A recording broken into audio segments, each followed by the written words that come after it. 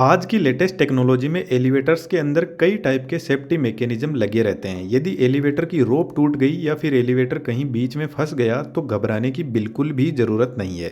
Elevator की working को इस एनिमेशन की हेल्प से समझने की कोशिश करते हैं।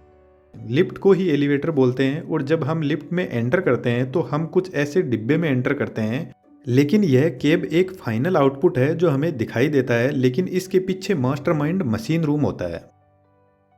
मशीन रूम बिल्डिंग का जो सबसे टॉप फ्लोर होता है वहां पर सेट रहता है और इस रूम में लिफ्ट का कंट्रोल सिस्टम लगा रहता है। केब से हम जो भी इनपुट देते हैं कि कौन से फ्लोर पर जाना है, यह इनपुट सबसे पहले इस कंट्रोल यूनिट के पास पहुंचता है और कंट्रोल यूनिट लिफ्ट को रोकना, स्टार्ट करना, गेट ओपन एंड क्लोज करना, मोटर को रोकना, ब्रेक लगाना, यह सब इसी यूनिट के अंडर आता है। लिफ्ट को अप डाउन करवाने के लिए एक powerful 3 phase slip ring induction motor लगी रहती है। स्लिप रिंग इंडक्शन मोटर का यूज इसलिए किया जाता है क्योंकि लिफ्ट जब रेस्ट पोजीशन से रनिंग कंडीशन में आती है तो हाई स्टार्टिंग टॉर्क की जरूरत पड़ती है और स्टार्टिंग में हाई टॉर्क डीसी मोटर के अलावा स्लिप रिंग इंडक्शन मोटर से इजीली लिया जा सकता है। मोटर के आगे एक व्हील लगा रहता है जिस पर ब्रेकिंग सिस्टम होता है। लिफ्ट जिस भी फ्लोर पर रुकती है वहां पर यह ब्रेक ऑटोमेटिकली एक्टिवेट होता है और लिफ्ट को रोकता है। ब्रेकिंग सिस्टम में सोलेनोइड असेंबली होती है। जब सोलेनोइड सिस्टम में इलेक्ट्रिसिटी नहीं दी जाती है तो ब्रेक पैड कुछ इस तरीके से व्हील पर जबरदस्त फोर्स लगाते हैं और व्हील को पकड़ कर रखते हैं। क्योंकि ब्रेक पैड पर लगी स्प्रिंग का फोर्स आ रहा है और जब लिफ्ट को स्टार्ट करना होता है तो सोलेनोइड सिस्टम को सप्लाई दी जाती है। तो इसमें एक प्लंजर लगा रहता है कुछ इस टाइप का और इसके दोनों साइड में सोलेनोइड कोइल लगी रहती है। जैसे ही इन कोइल में सप्लाई मिलती है तो यह इलेक्ट्रोमैग्नेटिक फील्ड जनरेट करेगी और यह कोइल प्लंजर को नीचे की तरफ पुल करेगी, जिससे प्लंजर लीवर आर्म पर फोर्स लगाएगा और स्प्रिंग को कंप्रेस करेगा, जिसकी वजह से ब्रेक पैड व्हील से दूर हो जाएंगे और लिफ्ट चलने लग जाएगी।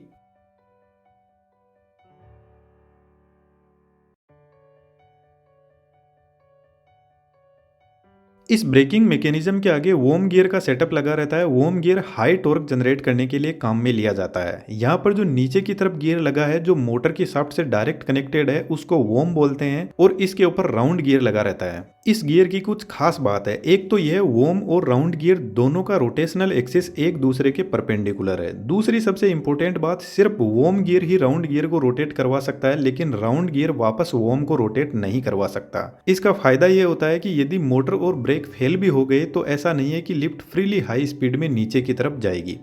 इस राउंड गियर की शाफ्ट से लिफ्ट का सबसे इंपॉर्टेंट पार्ट जुड़ा रहता है जिसको सीव बोलते हैं। इसी पर लिफ्ट के रोप लगे रहते हैं और एक लिफ्ट के लिए मल्टीपल रोप को काम में लिया जा सकता है। यह रोप स्टील के बने होते हैं और इनकी कैपेसिटी कार के मैक्सिमम लोड से 125% ज्यादा होती है। अब यहाँ पर जो रोप का सेटलमेंट है वह बड़ा ही इंटरेस्टिंग है। एलिवेटर में स्टील फ्रेमवर्क को यूज में लिया जाता है जो कुछ इस टाइप का होता है। इस स्ट्रक्चर में यहाँ पर जितनी भी रोप है उनको परमानेंटली सेट कर दिया जाता है। उसके बाद में यहाँ से रोप जाती है काउंटर वेट के पास में। काउंटर वेट के ऊपर एक पुली लगी रहती है जो फ्रीली रोटेट करती है। इसको किसी भी मोटर से डायरेक्ट पावर नहीं मिलती है। अब इस काउंटर वेट का क्या फंक्शन है इसको थोड़ा सा आगे समझते हैं। काउंटर वेट से आगे रोप जाती है वापस ऊपर की तरफ सीव के पास में और इस पुली को आपको पता है मोटर से पावर मिलती है और यहाँ से रोप वापस नीचे की तरफ केब के पास में जाती है और केब के ऊपर भी दो पुली लगी रहती है जो फ्रीली रोटेट करती है और केब से होते हुए रोप को वापस ऊपर की तरफ जो लिफ्ट का स्ट्रक्चर है उससे टाइट कर दिया जाता है। अब ओवरऑल इस रोप का स्ट्रक्चर ऐसा होता है, जब केब यानी लिफ्ट नीचे जाती है तो काउंटर वेट ऊपर की तरफ जाता है और काउंटर वेट नीचे जाता है तो केब ऊपर की तरफ जाती है। दोस्तों, एनिमेशन से चीज़ें सीखना बहुत आसान होता है, इसलिए आज के टाइम में यह स्किल ज़बरदस्त तहलका मचा रही है। आप भी इस 3D एनिमेशन के कंप्लीट कोर्स को सीख सकते हो और इसको आपको ज़्यादा टाइम नहीं देना है, बस कंटिन्यू डेली रेगुलर बेसिस पर प्रैक्टिस करनी है और कुछ टाइम के बाद में आप भी इसके मास्टर हो जाओगे और आप अपने खुद का अच्छा इनकम का सोर्स जनरेट कर पाओगे। वेबसाइट का लिंक डिस्क्रिप्शन में दिया हुआ है। कोर्स से रिलेटेड हमारी तरफ से आपको any time anywhere full support रहेगा। तो स्वागत है आपका हमारी 3D कम्युनिटी में। Now back to the point. Counterweight basically system को बैलेंस करने के लिए होता है ताकि मोटर ओवरलोड कंडीशन में काम ना करे, लेकिन असल में यह एकदम बैलेंस कंडीशन में नहीं हो पाता है। मानकर चलते हैं इस कार का वजन 500 केजी है और 500 केजी का हम साइड में काउंटर वेट लगा देते हैं तो सिस्टम बैलेंस हो जाएगा, लेकिन जैसे ही लिफ्ट में 2 आदमी बैठेंगे तो यह फिर से अनबैलेंस हो जाएगा। तो हमारे पास में एक तरीका तो है इसके अंदर वेट रखा जाए बैलेंस करने के लिए, लेकिन चलती लिफ्ट में यह कर पाना पॉसिबल नहीं है। इसलिए मानकर चलते हैं केब का वेट 500 केजी है और इसकी लोडिंग कैपेसिटी 1000 केजी है, तो काउंटर वेट साइड में रखा जाएगा। कार का weight plus half of total capacity होता है, यानी साइड में काउंटर वेट 1000 केजी रखा जाएगा।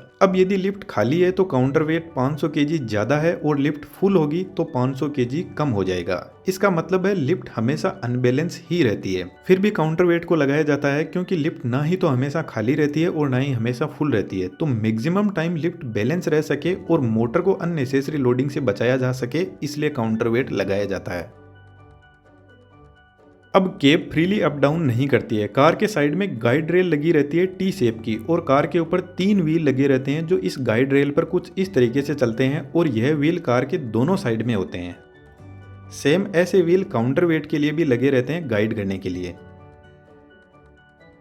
अब एक वर्स्ट कंडीशन लेकर चलते हैं जिसमें यदि सारे रोप टूट जाएं तो क्या होगा। जनरली ऐसा होता नहीं है, बट हमें इसकी सेफ्टी भी चेक करनी है। जो मशीन रूम होता है उसमें एक अलग व्हील लगा रहता है। यह व्हील सेफ्टी के लिए होता है जिसको गवर्निंग सिस्टम बोलते हैं। यह व्हील लिफ्ट की मोटर ब्रेकिंग सिस्टम इन सब से एकदम अलग होता है। इसको ना कोई इलेक्ट्रिसिटी की जरूरत होती है। यह लिफ्ट का एकदम सेपरेट सिक्योरिटी का सिस्टम होता है। इस व्हील के ऊपर भी एक रोप लगी रहती है जो कार से जुड़ी होती है और नीचे एक टेंशनाइज व्हील से होते हुए वापस इस गवर्निंग व्हील के पास में पहुंचती है।